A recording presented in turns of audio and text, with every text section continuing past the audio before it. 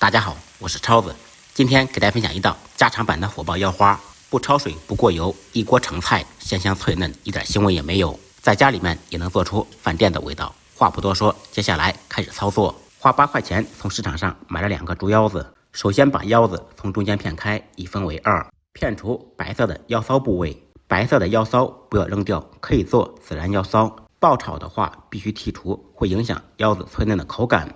先斜刀切，间隔2-3毫米，深度为腰子的2/3。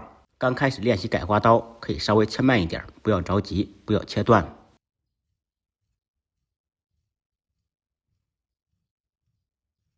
斜刀切完，翻过来直刀切，间隔依然是2-3毫米。这一次刀口深度更深一点，约为腰子的4/5。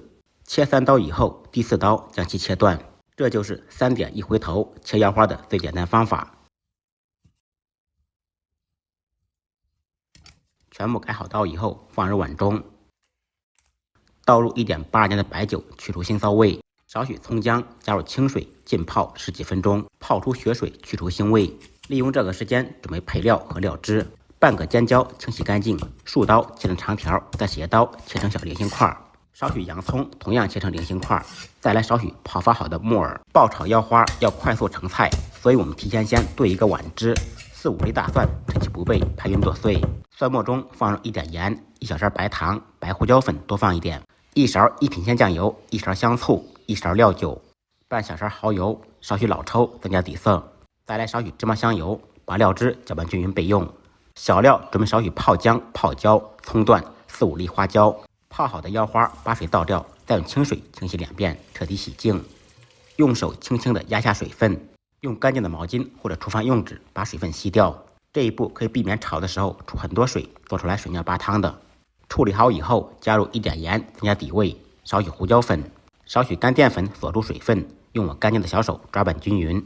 材料全部备好，接下来开始制作。起锅，锅烧空气，烧至冒烟以后，放入少许油，先润锅，用油润满锅的全身，这样炒腰子的时候就不会粘锅。油热以后，把油倒出，锅中重新放入少许葱油，把油温烧至6-7成热，将近冒烟时，迅速放入处理好的腰花。正经的川菜火爆腰花，全程只需要9秒钟。家里面火候不够，稍微增加些时间。全程一定要保持大火，用勺子迅速把腰花扒拉开。10秒钟后，放入小料和配料，开大火快速翻炒，动作要快，姿势要帅，把腰花炒至全部变色。只有大火猛炒、爆炒，腰花吃起来才会脆嫩。家里面制作整个过程超不过1分钟。